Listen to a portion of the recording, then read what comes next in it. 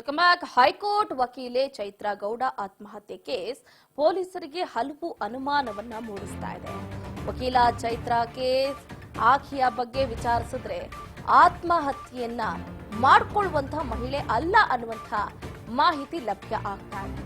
ಹಾಗಾದ್ರೆ ನಿಜವಾಗ್ಲೂ ಇದು ಆತ್ಮಹತ್ಯೆನಾ ಅಥವಾ ಕೊಲೆನಾ ಅನ್ನುವಂಥ ಪ್ರಶ್ನೆ ಉದ್ಭವ ಆಗ್ತಾ ಇದೆ.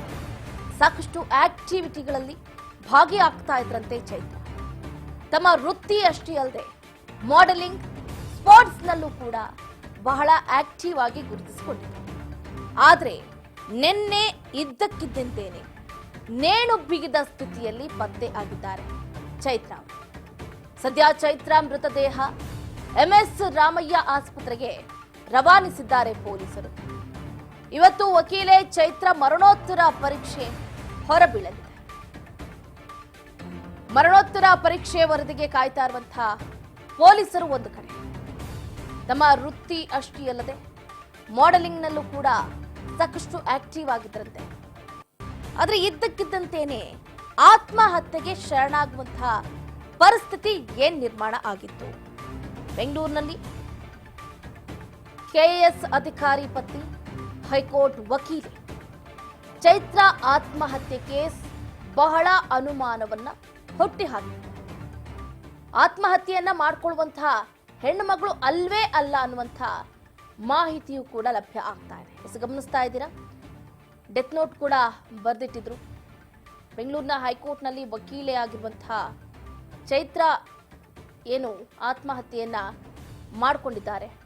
ಬೆಂಗಳೂರಿನ ಸಂಜಯ್ ನಗರದಲ್ಲಿ ನಡೆದಿರುವಂತಹ ಘಟನೆ ಇದು.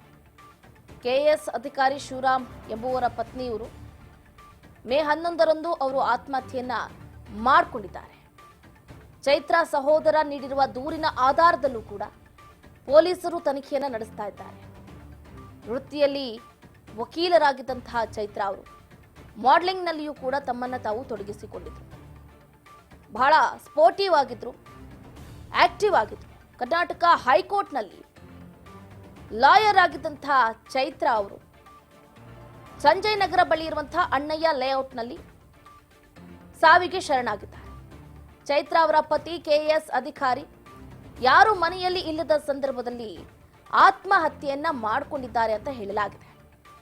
ಅವರ ಶವ ಮನೆಯ ಫ್ಯಾನ್ನೊಂದಿಗೆ ನೇಣು ಬಿಗಿದ ಸ್ಥಿತಿಯಲ್ಲಿ ಪತ್ತೆ ಆಗಿದೆ ಅಂತಲೂ ಕೂಡ ಹೇಳಲಾಗಿದೆ.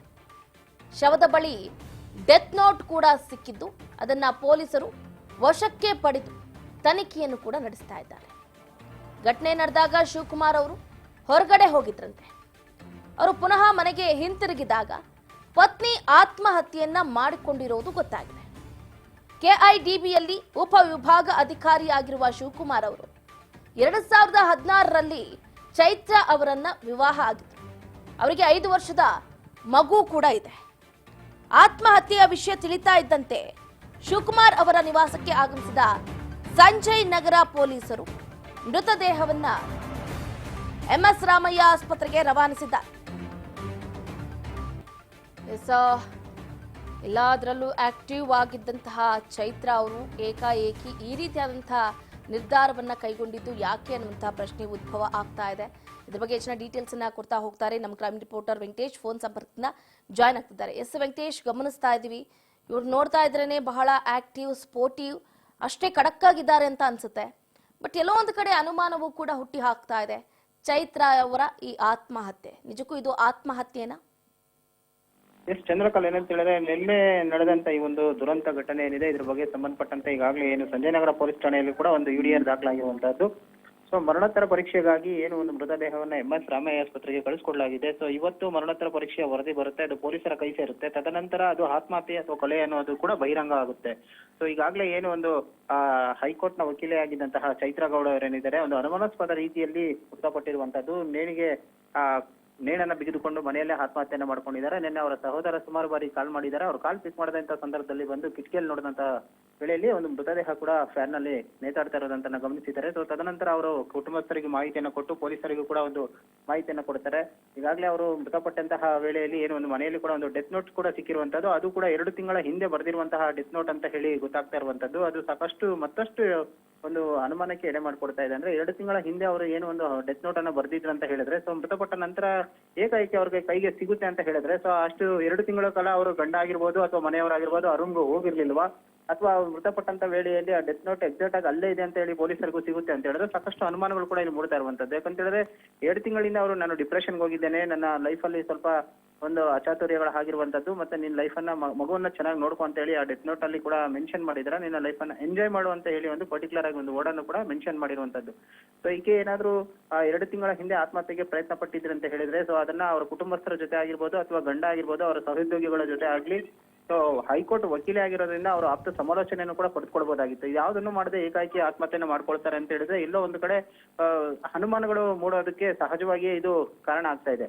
ಅಕಸ್ಮಾತ್ ಏನಾದ್ರು ಇವರು ಅದೇ ನಾ ಹೇಳ್ದಂಗೆ ಅವರು ಡೆತ್ ನೋಟ್ ಏನಾದ್ರು ಸಿಕ್ಕಿದೆ ಅಂತ ಹೇಳಿ ಗೊತ್ತಾಗ್ತಾ ಇದ್ದಂತ ವೇಳೆಯಲ್ಲಿ ಇಷ್ಟು ದಿವಸ ಇಲ್ಲದೆ ಇದ್ದು ಡೆತ್ ನೋಟ್ ಅವರು ಮೃತಪಟ್ಟ ಸಂದರ್ಭದಲ್ಲಿ ಸಿಕ್ಕಿದೆ ಅಂತ ಹೇಳಿದ್ರೆ ಅವರು ಮೃತಪಟ್ಟ ವೇಳೆಯಲ್ಲಿ ಏನಾದ್ರು ಪಕ್ಕದಲ್ಲೇ ಇಟ್ಕೊಂಡಿದ್ರ ಅಥವಾ ಬರೆದು ಮುಂದೆ ಇಟ್ಟಿದ್ರ, ಸೊ ಅನ್ನೋದು ಕೂಡ ಇಲ್ಲಿ ಗೊತ್ತಾಗಬೇಕಾಗಿದೆ. ಒಟ್ಟಿನಲ್ಲಿ ಇವತ್ತು ಮರಣೋತ್ತರ ಪರೀಕ್ಷೆ ವರದಿ ಬಂದ ನಂತರ ಇದು ಕೊಲೆಯೋ ಆತ್ಮಹತ್ಯೆ ಅನ್ನೋಂಥದ್ದು ಕೂಡ ತಿಳಿದು ಬರುವಂತದ್ದು. ಚಂದ್ರಕಲಾ, ಥ್ಯಾಂಕ್ ಯು ವೆಂಕಟೇಶ್, ನಿಮ್ಮ ಕಂಪ್ಲೀಟ್ ಮಾಹಿತಿಗಾಗಿ. ಒಟ್ಟಾರೆಯಲ್ಲಿ ಚೈತ್ರ ಅವರ ಮೃತ ದೇಹದ ಪಕ್ಕ ಸಿಕ್ಕಿರುವಂತಹ ಡೆತ್ ನೋಟ್ನಲ್ಲಿ ನನಗೆ ಜೀವನ ಸಾಕಾಗ್ಬಿಟ್ಟಿದೆ, ಐ ಆಮ್ ಜಸ್ಟ್ ಲಿವಿಂಗ್ ಅಂತ ಬರೆದಿದ್ದಾರೆ. ಅದರಲ್ಲಿ ಪತಿಯ ವಿರುದ್ಧ ಆಗಲಿ ಅಥವಾ ಮತ್ಯಾರದ್ದೋ ವಿರುದ್ಧವಾಗಲಿ ಅವರು ದೂರಿಲ್ಲ ಅನ್ನುವಂಥ ಮಾಹಿತಿಯೂ ಕೂಡ ಲಭ್ಯ ಆಗ್ತಾ ಇದೆ. ಒಟ್ಟಾರೆಯಾಗಿ ಅದರಲ್ಲಿ ನಾನು ಕಳೆದ ಕೆಲವು ತಿಂಗಳಿಂದ ಮಾನಸಿಕ ಖಿನ್ನತೆಯಿಂದ ಬಳಲ್ತಾ ಇದ್ದೀನಿ, ಆದರೆ ಅದರಿಂದ ಆಚೆ ಬರೋದಕ್ಕೆ ನನಗೆ ಆಗ್ತಾ ಇಲ್ಲ, ತುಂಬ ಪ್ರಯತ್ನ ಪಡ್ತಾ ಇದ್ದೆ, ಬಟ್ ಆಗ್ತಾ ಇಲ್ಲ. ಹಾಗಾಗಿ ನಾನು ಆತ್ಮಹತ್ಯೆಗೆ ಶರಣಾಗ್ತಾ ಇದ್ದೇನೆ. ಮಗಳನ್ನ ಚೆನ್ನಾಗಿ ನೋಡ್ಕೊಳ್ಳಿ, ಲೈಫ್ ಸಖತ್ತಾಗಿ ಎಂಜಾಯ್ ಮಾಡಿ ಅಂತ ಚೈತ್ರ ಅವರು ಡೆತ್ ನೋಟ್ನಲ್ಲಿ ಬರೆದಿದ್ದಾರೆ ಅಂತ ಹಿರಿಯ ಪೊಲೀಸ್ ಅಧಿಕಾರಿಗಳು ತಿಳಿಸಿರುವಂಥದ್ದು.